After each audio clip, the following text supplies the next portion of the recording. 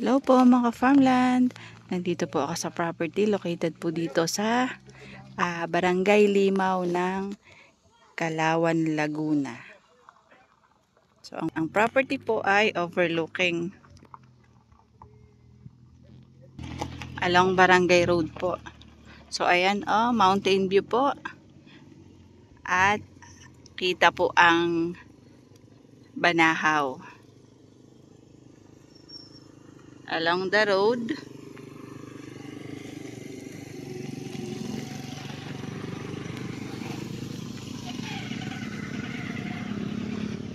So mga ka-farmland, ito po yung kalsada. Malapad naman po yung kalsada. So ayan po ang bayan po. Yan po ay Alaminos. And then ito po ang bayan ng San Pablo.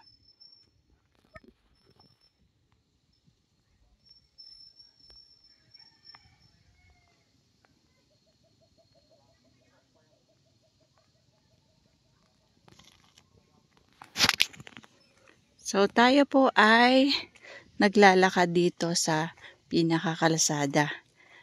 Tuturo ni Kuya kung saan po yung pinaka boundary ng property.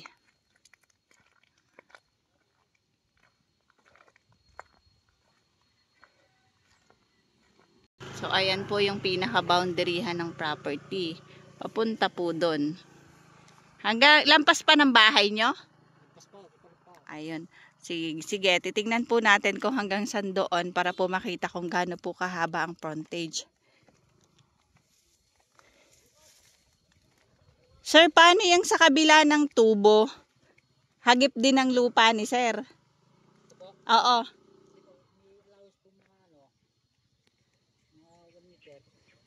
Okay. So, dyan sa tubo na yan, yan po yung geothermal.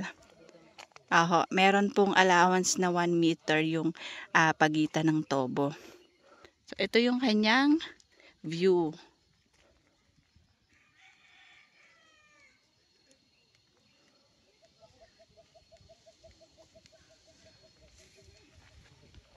Malaki po yung kalsada. Ito po, ibang farmland po yan. Kabibili lang din po. So, tayo pupunta po kami dun sa kabilang boundary ng property.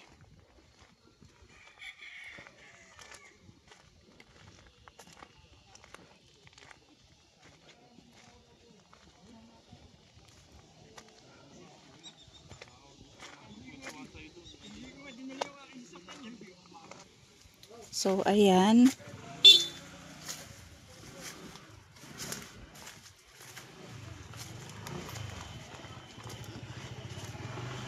Ito po, papunta po ako doon sa kabilang boundary ng property.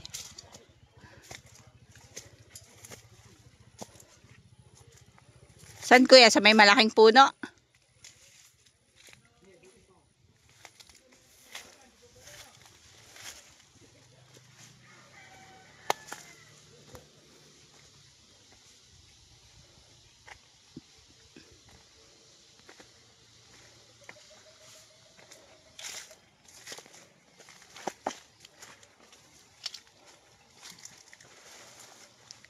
Hanggang saan dyan yung boundary?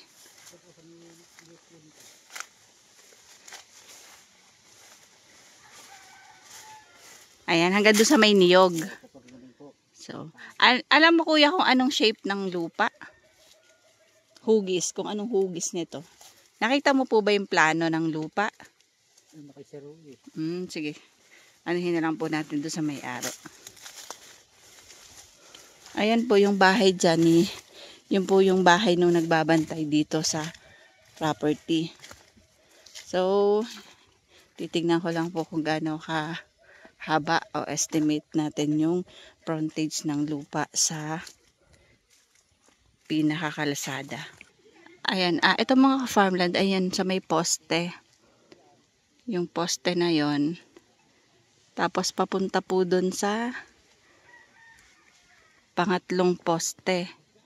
So, ito po ay mga 105 meters po ang frontage sa kalsada.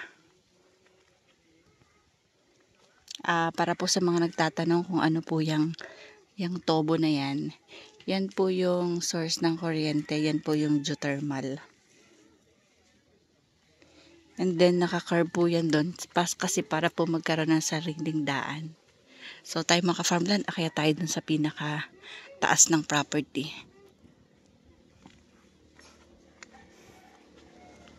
Doon sa may mga tipi. Ganda gawing farm kasi mountain view. Tapos malamig. Mataas ang lugar. Walang baha. So ayan. Kami po ay akyat na dito sa property.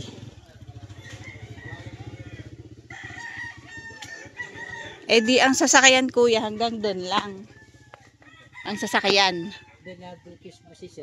So ito yung bahay na tinitirahan ng kuya dito. Sila yung tagabantay ng may-ari. So akyat tayo sa taas mga ka-farmland.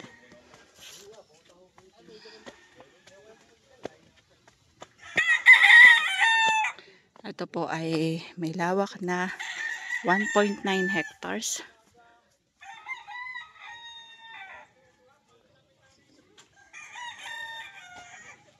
Ayan, ito mga ka-farmland, pinapagawa pa po yan ng may-ari ng lupa. Sako pa yung pataas niyan kasi malawak po ang area. 1.9 hectares. So hanggang dun pa yan sa itaas.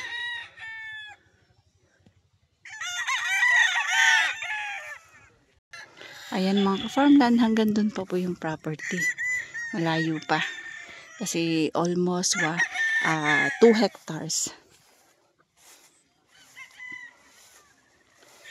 Sa ngayon po, matataas yung damo kasi ulan na ulan, mabilis pong lumamba ang mga damo.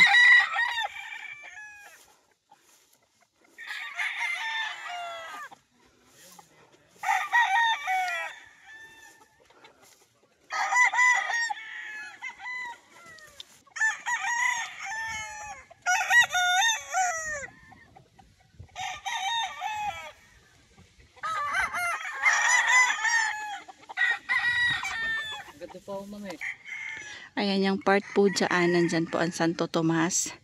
Ito po Alaminos at dito po San Pablo. So mountain view. Kita ang kita ang building.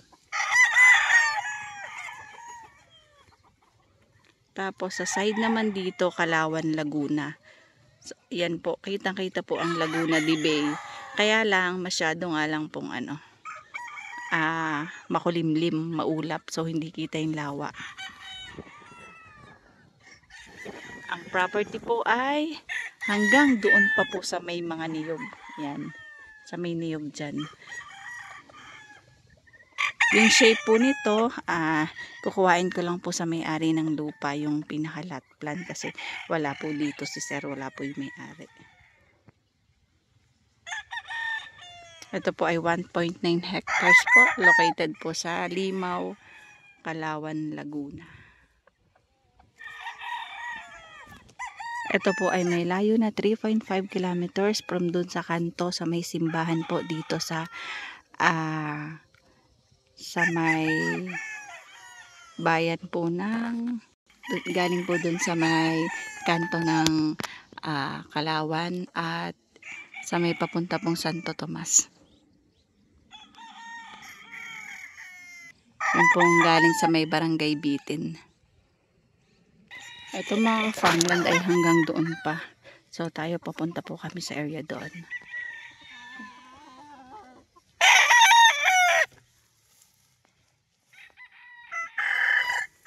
Overlooking po. Maganda po ang klima. Maginhawa.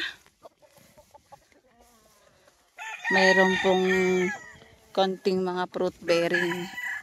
Pero dito po sa taas talagang malawak po yung dapat taniman.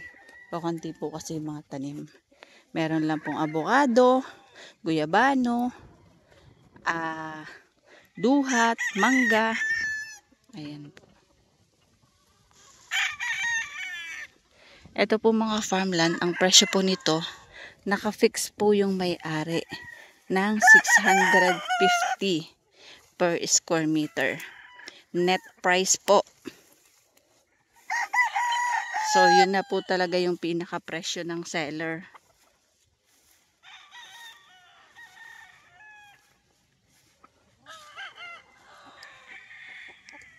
At about po naman sa mga tipi, pag-usapan nyo na lang po ng may-ari ng lupa kasi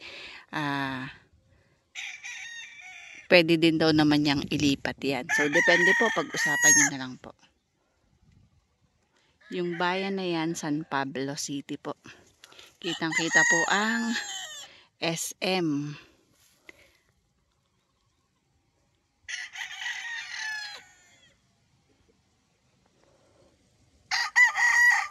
Ito po ay titled property. Slope. Dahilig po ang property.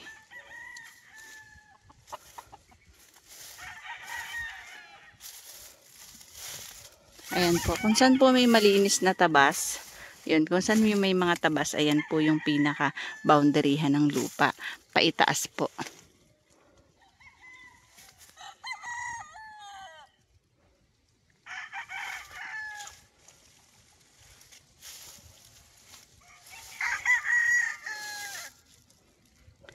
Yung mga makikita nyo pong mga tobo dyan mga ka-farmland, yun po ay source po ng kuryente. Geothermal po yun. Ayan o, ayan po ang Laguna de Bay.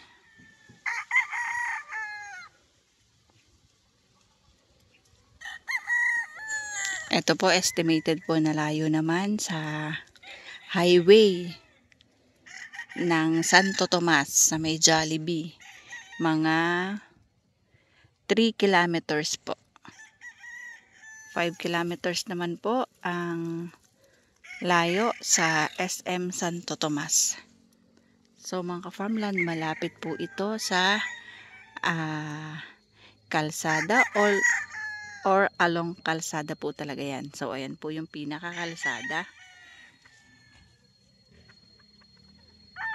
Ganda po ng ano dito, ng view. Ang ganda ng pwesto. So nakaka-relax po kasi ang makikita nyo lang is bulubundukin.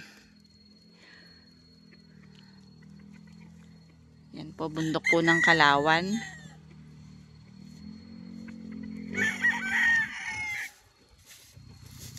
At yan naman po ang Mount Banahaw, San Pablo. So ang area dyan, yan po ang Santo Tomas.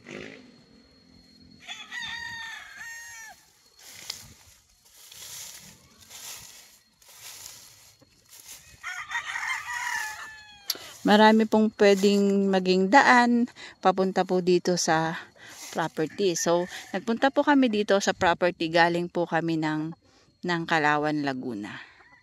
And then, papunta po kami ng dito sa Santo Tomas, Barangay Bitin po. Doon po kami dumaan sa madaming tubo. Then, pwede din po naman from Manila po kayo. Pwede po kayong SLEX via Santo Tomas po. Pagdating po dito sa may Jollibee, kakaliwa na po. Then, pagdating po dito sa may simbahan, kaliwa po ulit.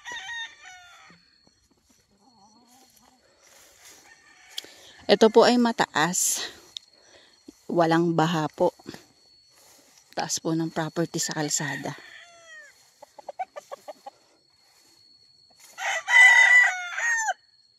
May source ng kuryente at may source din po ng tubig. May signal ang cellphone at internet connection.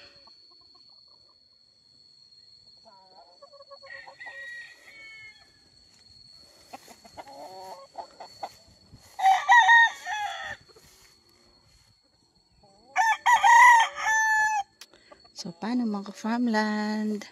Bye-bye po. See you for the next videos. God bless po sa ating lahat. Hindi ko lang po mapuntahan yung pinaka-boundaryhan ng property kasi may kasukalan po sa area diyan. Hihingin ko na lang po yung lot plan sa pinaka-may-ari. Kay seller po.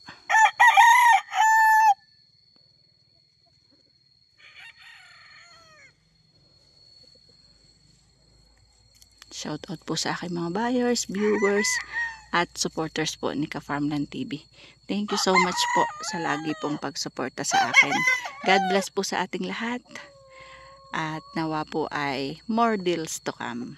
Thank you. Bye-bye po.